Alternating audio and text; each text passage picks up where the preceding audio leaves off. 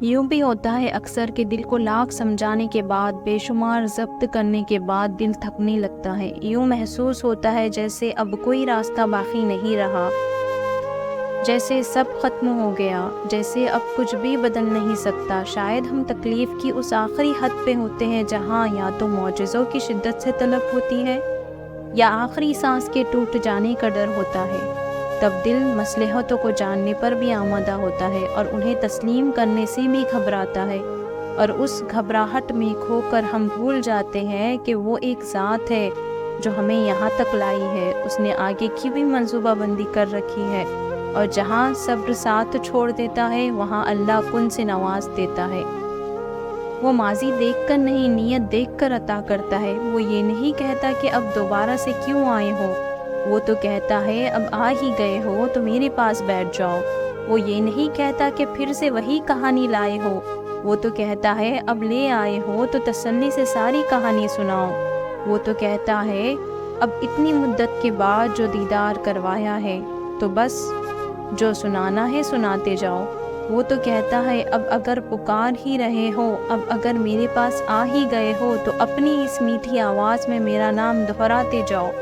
اتنا دہراؤ کہ میرے پاس نہ کہنے کی گنجائش باقی نہ رہے۔ بس پھر وہ مان جاتا ہے۔ پھر وقت کیا، قسمت کیا، موسم کیا، دنیا کیا، لوگ کیا، نصیب کیا، سارا جہان بدلتا ہے۔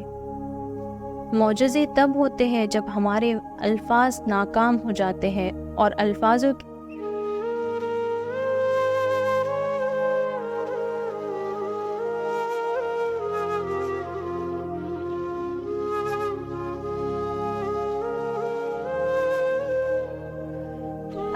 کی جگہ آنسو ہمارا حال دل بیان کرنے لگتا ہے۔ جب ہمارے صبر کی آخری حد ہوتی ہے اور تمام دروازے بند نظر آ رہے ہوتے ہیں، مگر دل پھر بھی کہہ رہا ہوتا ہے بس تھوڑا صبر، تھوڑا صبر، اور یہ راستے تیرا رب خود بنائے گا۔ ایک دن یہ دروازے جو تجھے بند نظر آ رہے ہیں، ایک دن تیرا رب ایک نہیں 100 دروازے کھول دے گا۔ دعائیں تو سب کی قبول ہو جاتی ہے، پر خاص دعاؤں کی قبولیت کا راز تو اللہ نے اس سجدے میں چھپا رکھا ہے، اور سجدے تک ہر ایک کو رسائی حاصل نہیں ہو جاتی۔ اس مقام تک تو صرف وہی لوگ آتے ہیں جن کی دعاؤں کو اللہ نے نئے سرے سے ان کی پسندیدہ انداز میں قبول کرنا ہوتا ہے۔ اللہ کی عطا کے خزانے تو بے شمار ہے، وہ تو بن مانگے بھی نواز دیتا ہے، پر سجدے کی لذت سے کسی کسی کو آشنا کراتا ہے۔ اور جب کوئی سجدے میں گر کر اپنا آپ اللہ کو سونپ دیتا ہے تو پھر اللہ اس کے لیے کافی ہو جاتا ہے، اور اس کا کافی ہو جانا جانتے ہو کیسا ہے؟ تمہاری راہ میں آئے رکاوٹوں کی ہر چٹان کو وہ لمحوں میں گرا دیتا ہے۔ تمہارے چاہنے سے پہلے ہی تمہاری چاہ کو تمہارا مقدر بنا دیتا ہے۔ تمہاری دعا میں ہاتھ اٹھنے سے پہلے ہی دعاؤں کو قبول فرما لیتا ہے۔ تمہارے دکھ، درد، تکلیفیں وہ پہلے سجدے میں ہی سمیٹ لیتا ہے اور تم پر اپنی رحمت کی چادر چڑھا دیتا ہے۔ وہ فرشتے ہو کر بھی اتنا قریب نہیں ہوتے اس سے جس طرح دوران سجدہ اللہ تم سے قریب ہوتا ہے، اور تم اپنے رب کے اتنا قریب جاؤ کہ وہ تمہیں خالی ہاتھ لوٹا دے، ایسا تو ہرگز نہیں ہوتا۔ اللہ یقین اور آزمائش کے لیے بس اپنے خاص بندوں کو چنتا ہے۔ وہ جنہیں چن لیتا ہے وہ اللہ کے انتخاب پر راضی ہو جاتے ہیں۔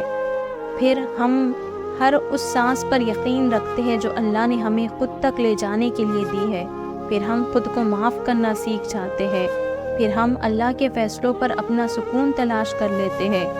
اللہ تک ہم اچانک ہی نہیں پہنچ جاتے، بہت لمبا سفر طے کر کے اس تک رسائی ملتی ہے۔ جب ہمیں اڑان کا شوق ہوتا ہے تب وہ ہمیں منہ کے بل زمین پر گراتا ہے۔ پھر جب یقین کے پر زخمی ہو جاتے ہیں تو ان زخموں کو محبت کے ذریعے بھرنا سکھاتا ہے۔ کبھی اپنی رضا سے آزماتا ہے اور کبھی ہماری رضا عطا کر کے اپنی طرف لاتا ہے۔ ہم سب کو مختلف ذریعوں سے پرکھتا ہے، آہستہ آہستہ ہمیں اپنی طرف کھینچتا ہے، پروں کو نئی پرواز سکھاتا ہے، پھر ایسی اڑان سے نوازتا ہے کہ سارا زمانہ دیکھتا رہ جاتا ہے۔ اس کے جواب میں بھی حکمت ہوتی ہے اور اس کی خاموشی میں بھی۔ تم سنا کرو دل لگا کر جو وہ تمہیں بتاتا ہے، کتنا کچھ ہونے کے بعد، کتنا کچھ سہنے کے بعد، کتنا کچھ کھونے کے بعد، مصلحت، مایوسی، تنہائی، یقین، صبر، احترام، دعا اور کے بعد سجدہ کرنا سکھایا جاتا ہے۔ ہم اس سجدے کی کیفیت الفاظ میں بیان نہیں کر سکتے۔ جب انسان آخرکار اللہ کے روبرو کھڑا ہوتا ہے، وہ سجدہ اتنا تکلیف دہ ہوتا ہے کہ دل چاہ رہا ہوتا ہے کہ ابھی یہ سر سجدے میں گرے اور روح پرواز چڑھ جائے، اور اس وقت کا منظر الفاظ میں کیسے بیان ہو سکتا ہے جو اللہ سے ملاقات کی جاتی ہے۔ ندامت بھری آنکھیں، شرم سے بھرا دل اس کے سامنے کھول کر رکھ دیا جاتا ہے، آنکھوں سے رواں آنسو اور صبر کی کیفیات سنائی جاتی ہے، جب نہ دائیں جانب کوئی شخص ہوتا ہے اور نہ بائیں جانب کوئی شخص ہوتا ہے، چار سو اللہ کی آغوش محسوس ہوتی ہے۔ جب الفاظ کی لمبی فہرست بھی ختم ہو جاتی ہے اور خاموشی سے لو لرز اٹھتی ہے، جب دعا کے لیے ہاتھ اٹھانے کی بھی ہمت نہیں رہتی، بس پھر اس آخری مرحلے میں پہنچ کر رب مل جاتا ہے، تب دل کہتا ہے یا اللہ، بڑے حادثوں سے گزر کر آیا ہوں، یہاں تک میں نے صبر میں کمی نہیں کی، اب مجھے صلے میں کمی نہ دینا، اب مجھے صلے میں تو چاہیے، صرف تو۔ پھر وہ مل جاتا ہے اور سب مکمل ہو جاتا ہے۔ دراصل کہانی ہمارے یقین کی ہے۔ وہ رب کہہ چکا ہے کہ مجھ سے جیسا گمان رکھو گے میں ویسا ہی ملوں گا۔ اگر تم اپنی دعاؤں میں شک میں مبتلا رہو گے تو پھر شاید ہی تمہاری دعائیں قبول ہو۔ تم یہ یقین کیوں نہیں کرتے کہ وہ تمہیں کوئی اذیت نہیں دے گا، وہ ہر ناممکن کو ممکن کر دے گا۔ جب تک تم یقین نہیں کرو گے کہ دعائیں قبول نہیں ہوں گی، اس کی محبت ہم سے یہ مطالبہ کرتی ہے کہ ہم اس پر اندھا یقین رکھیں، اس کی قدرت پر کوئی سوال نہ اٹھائے۔ وہ سمندر کے درمیان راستے بنانے والا رب تمہیں بھی طوفان سے بچا لے گا۔